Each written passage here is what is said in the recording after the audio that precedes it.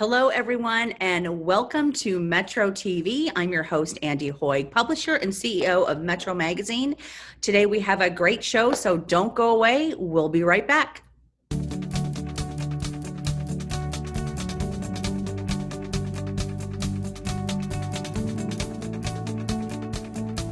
Welcome, everyone. I'm here with Barb Fairhoe. She is the Development Director for Youth Emergency Services.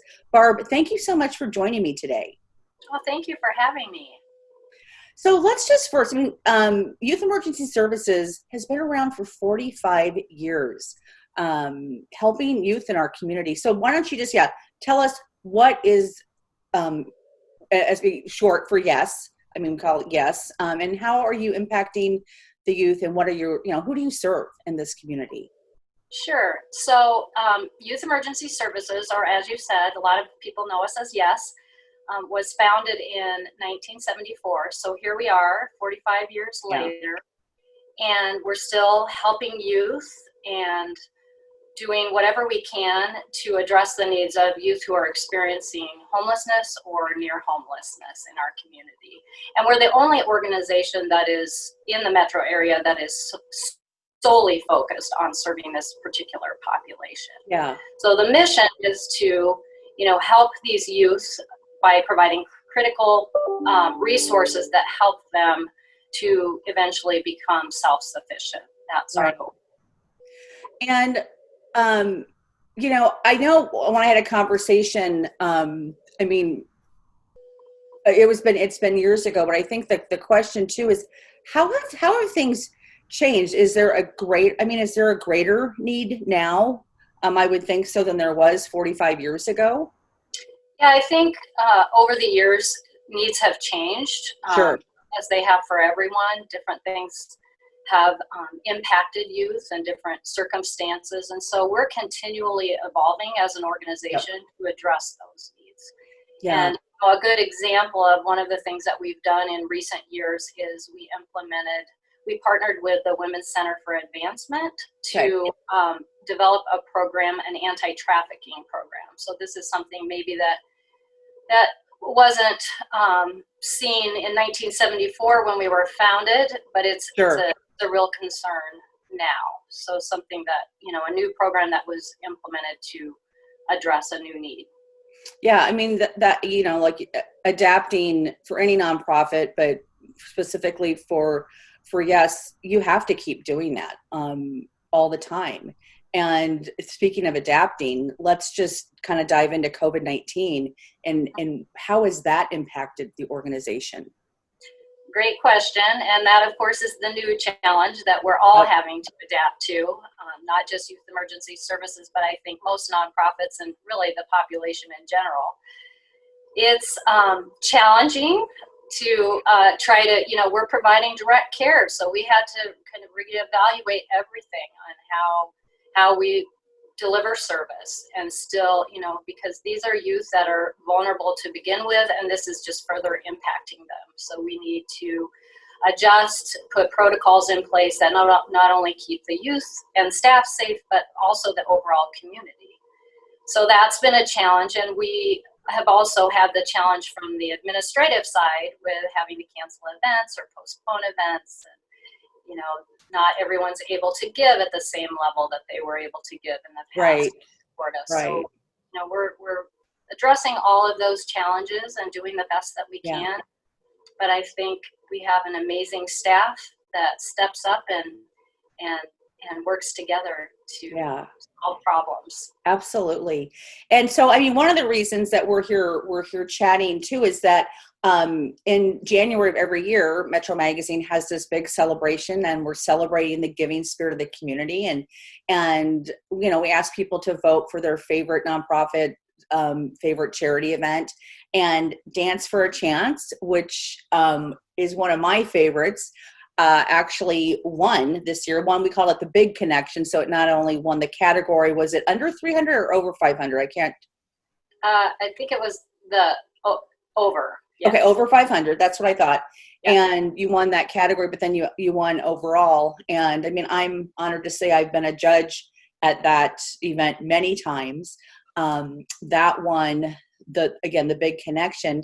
But this year, with COVID-19, as we were talking before the interview, is that's one event that had to be canceled. So talk just a little bit about that. And I know everybody was just so disappointed, but yeah.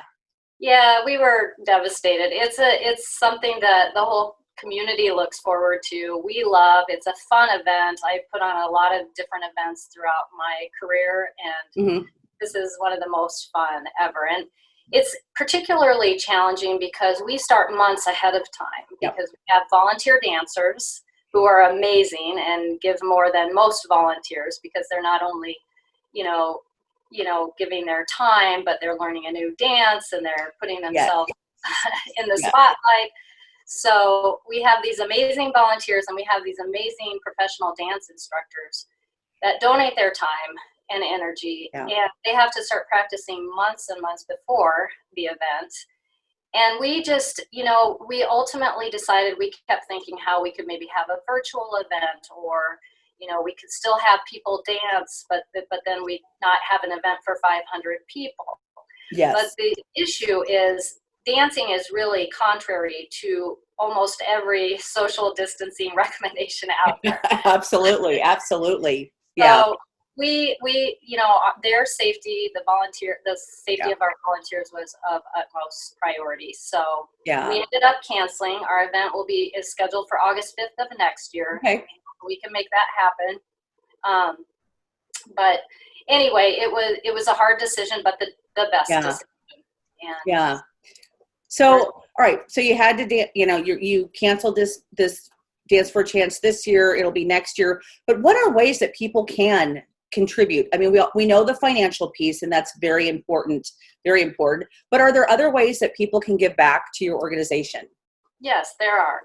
So we partner with Tip Top Thrift Shop in Benson. Okay. And their proceeds come to Yes, and our youth are able to shop for things at free of charge at the Tip Top. And so they're always in need of volunteers. So, and there's a way to sign up on our on Youth Emergency Services website, yesomaha.org. And so that's one way, because we need volunteers to help at Tip Top. We have an Amazon wish list on our website. Okay. That's another way. Of course, monetary donations, like you mentioned, are always very, very helpful. And then I would say stay connected. Through all of our social media platforms. We're on Facebook, we're on Instagram, LinkedIn, and Twitter. And that's a really good way to find out what our current needs are, because they're evolving and changing on a regular basis, especially now with COVID. One other thing that people can do, and they can sign up on our website as well, is provide meals for our street outreach center. Okay. So we're doing a lot of new things like mobile pantry and things that are the result of the pandemic. But we're also still serving youth at our street outreach center that's on 26th and Harney Street. Yeah. And so we used to have community groups and churches and different community organizations that would put together meals and bring them in. We can't do that right now because of COVID. We're asking for only catered meals. Okay, got it. So it's a little bit different, but if people would want to provide a catered meal, that would be fantastic. We're always looking for that help. Yeah. And I feel too that also you're supporting a local business, caterer, pizza place, I mean, whatever it may be, and then providing a meal. So yeah, so important. Well, we've just actually got a few seconds left. So website that people can go to find out more information. Yes, yesomaha.org is our website. Okay. That would, and there's tabs like get involved and volunteer is where you would go for meals and Tip Top sign up, that kind of thing. Okay.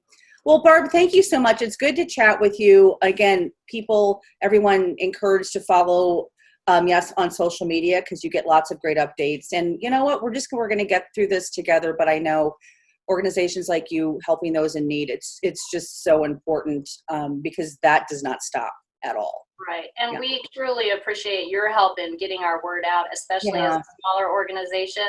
It's just extremely valuable in helping share our mission and our story. So we thank you for that. Well, you're welcome. And thank you. and we will be right back, everyone.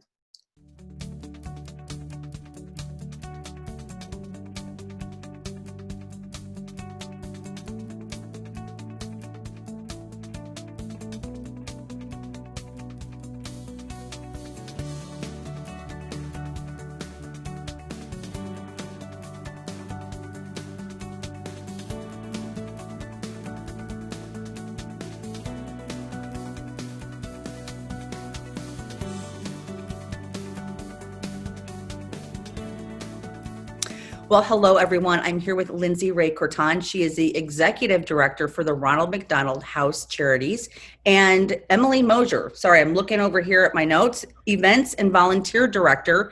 Lindsay, Emily, thank you so much for joining me today. Thanks for having us. Well, you guys have this new exciting event coming up, but let's first just talk about Ronald McDonald House Charities. Lindsay, I'll let you take that one and tell us, who do you serve? Sure. So, great question. We are solely focused on children and their families, but the children they're critically ill and can't get the care that they need in their hometown, which could be literally anywhere else in the world, and they have to come to one of our dynamic hospitals in Omaha to get treatment. And so while they're getting treated over there, we kind of consider ourselves as the place where they come to heal. So it's a home where we can serve up to 40 families. Now, again, that's all pre-COVID stuff. Sure. So the reinstatement we're in the midst of and things like that. But that's just very basic explanation of what we do. But in addition to that, we provide a variety of different programs that, in our opinion, can help manipulate just how quickly they can heal through the social determinants and the things like that we're able to provide here. Sure. As a partner to the hospital. Well, speaking of COVID, how has that impacted your organization? You know, it's really interesting. On its surface, just like everyone else, you know, we normally have 2,600 volunteers, almost all of which have not been able to participate in the same way. But you know what, Andy, the truth is these families, this is what they go through the moment they get diagnosed. So Yeah. This is the world that all of these families have been living in since that diagnosis. The only difference between our families is that the rest of the world understands what they're going through. So we feel even more so that we've got a critical role in the lives of these families to make sure that they feel even more normal when there's this extra set of circumstances that suggest that everything is abnormal. So, so again, like our role is to create normalcy in an abnormal situation, but now it's not, I mean, these families, it's the same as everyone else. Can I get my hair cut? Can I get my nails done? Can I go to the grocery store? That person just coughed on my child. They're dealing with that all Sure. the time. So how has it affected them? It's just heightened their awareness, but they've already been wearing masks and they've already been quarantining. This is their life as is. Right.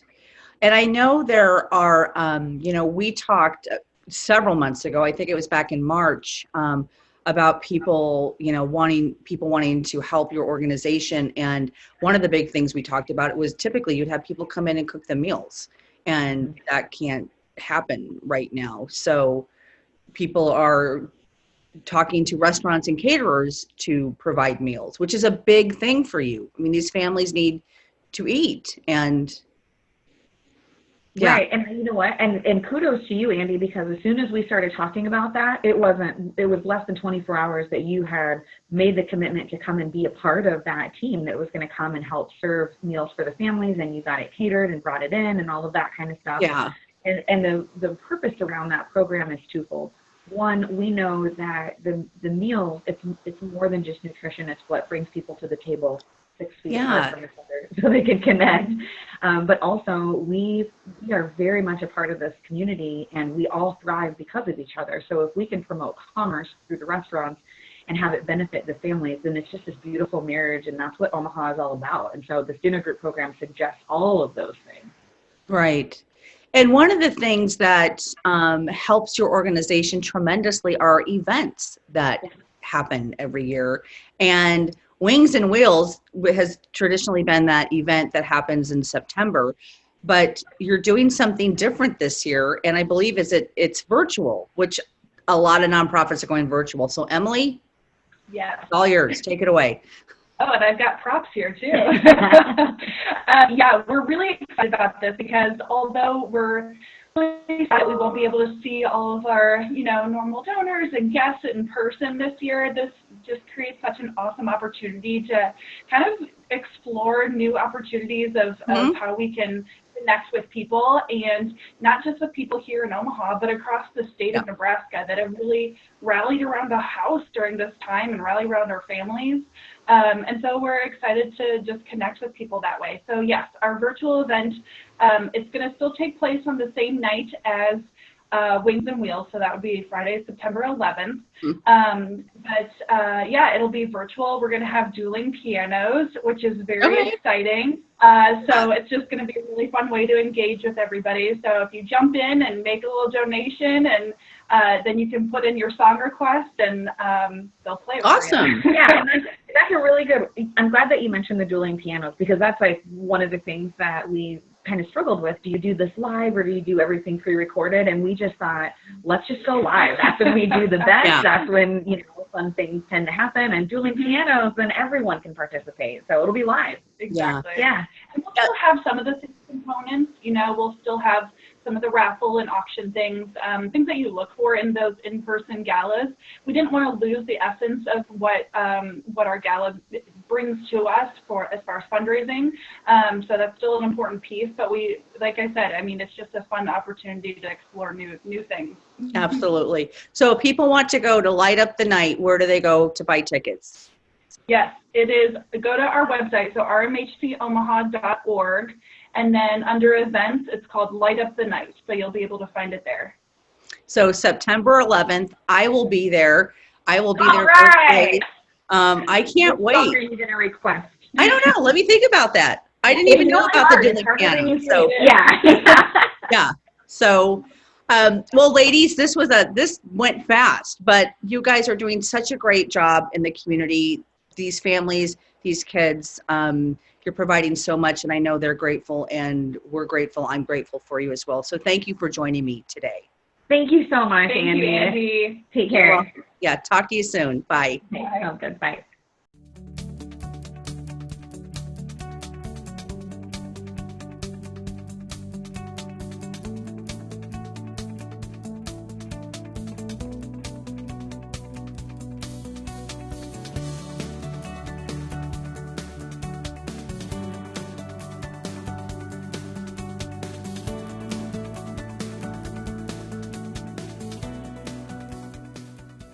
Well, welcome everyone. I'm here with Justin Docherty. He is the Executive Director for Autism Action Partnership. Justin, thank you for joining me today. It's great to be back. Thank you. Yeah, we did this about a year ago, didn't we? We did, yes. Except we were in a studio. My, how things have changed. Yeah, for sure. Well, let's just talk about Autism Action Partnership. Mm-hmm. Tell me about your organization and who do you serve? We're a statewide organization here in Nebraska. We're trickling a little bit into Council Bluffs, I'm proud to say. I'm working towards expanding our reach a little bit and serving more families. But the primary focus of our work, obviously, is serving individuals with autism and their families, both directly and indirectly through programming in a variety of different sectors, schools and employment, work, places like that. We also are beginning to expand our focus more on the greater community, the businesses, and the environment in which the autism community lives and plays and works. Sure. Trying to work more with that group of individuals who either intentionally or unintentionally are without knowing serving the autism community, and maybe could be doing more, better, or different to create a better reality for the families that we are targeting. Absolutely. Well, you have an event coming up, so we're going to wait till more towards the end of the interview. But I do want to let's talk about COVID-19, because that's every nonprofit is being impacted. Right. So let's just talk about what's going on in your world. Mm-hmm. Well, so speaking on behalf of the families and the individuals that we directly serve, the autism community, if I may. So as we all know, March-ish, schools closed somewhat abruptly, and families were left to figure out how to become, we hear all the stories about parents trying to figure out how to become teachers, as well as everything else they're doing. Yeah. With autism community, we have families who are trying to be speech pathologists, therapists, behavior therapists, and all sorts, and a variety of other professions within that. So immediately we saw families across the country, everywhere, trying to figure out what the new norm was going to be. And then our phones began to ring as families began to ask us for opportunities for resources. Then fast forward a few more weeks, a few more months, as employment started kind of going down and people started getting laid off or furloughed, then there was questions about insurance and families not having insurance or having the funds to do things. So our response kind of built upon a few building blocks, but immediately we were able to leverage a few of our resources as well as fundraising for a pandemic response, i.e. get awards, financial awards to families as quickly as possible who are in crisis. So that's kind of giving people the fish, if I may. So then we also then immediately began, so some of those requests were coming in, we started hearing from families saying they don't have sensory items at home. They might know what to do from the therapies that their children were attending and experiencing, but they don't have the resources to do that, or they don't even know where to begin because the school officials, the speech pathologists, they were implementing those things at school, and they're beginning to see regression at home from their children. So milestones that were met, there's now starting to be regression. So in the last 3 months here, we've been focusing all of our attention on what we call our activity kits. So we worked with professionals across the country to develop what we thought was a kit that had a variety of things, both fun as well as could be used for learning and for therapy. And we have been creating those. We are finalizing this week our 1,050. We have 3 different colors, so it had to be divisible by 3. And we're getting those across the state of Nebraska to families for free. It's about a $25 value of each of those kits. So we've kind of had to adjust, and we've been incredibly busy. And we've gotten about 600 of those kits already out the door to families, and are getting wonderful feedback, kind of bringing as much as we can into the homes of families. Yeah. You know, you have something called the AAP Guild. Mm-hmm. So talk a little bit about that, because one of the pieces that does that have, so the 150 activity kits, and I'm sorry, you sent me some information here, so I'm looking kind of back and forth at the notes. So they have been a huge help with that project. Also, Indeed. And I know Warner Enterprises is just a really great corporate partner. Oh, they're fantastic. So yeah, our guild is our volunteer core. So largely parents of individuals with autism, but also some professionals that work in the field that want to engage in a different way with the community. So these kits, we have to buy a whole bunch of items and then have them sorted and counted, and then bags assembled and then bags delivered. So it's been a Herculean task that we absolutely could not have done with staff that we have. And so our guild took ownership of the project, helped us once we got things in the office. They came up and sorted a variety of things, assembled the kits, and then same Warner Warner Enterprises, they have a Blue Brigade, which is their volunteer corps for their employers, and they did the same thing. So we brought a bunch of supplies there, and they, in a matter of weeks or days, assembled kits that we were able to get out the door. And Warner even went a step further and helped deliver 300 kits from Omaha to Kearney, so we were able to get kits to families in the central of the state. Wow. That's wonderful. And like I said earlier, you do have this event coming up. This is every year. Mm-hmm. It's called Vintage Affair. It's a wonderful event. What's going on this year? Well, as of today, so we are going forward to have the event as our tradition has. So people in a room together, silent auction, live auction, dinner program, working very closely with our event planner and the location where we're having it at Embassy Suites to make sure that everything we're doing is following guidelines and best practices for the wellness and safety of our guests, and also creating a online virtual experience for individuals who aren't able or unwilling to join us in person to be able to participate. So that's we're calling it a hybrid event. Many organizations are doing it. Also in the back of our head saying, as we monitor the situation, this might be completely virtual if Sure. need be. We aren't ignorant to the fact that there's a pandemic going on, and we want to do what's best, and we're not ignorant to that fact. So we're going ahead that way with the understanding that we might need to take a right turn here further down the road, and preparing for that as well. Sure. Well, yeah, I'm excited because I know several nonprofits who are having, or having the Together event, and I think, but things change on a dime. So just having that mindset, we might just have to go virtual. But again, saying we're going to do this regardless of whether we're together or whether we're virtual or we're doing a little bit of both. So, okay, speaking of that, how can people buy tickets? Where do they go? They can go to our website, Autism Action Partnership, autismaction.org.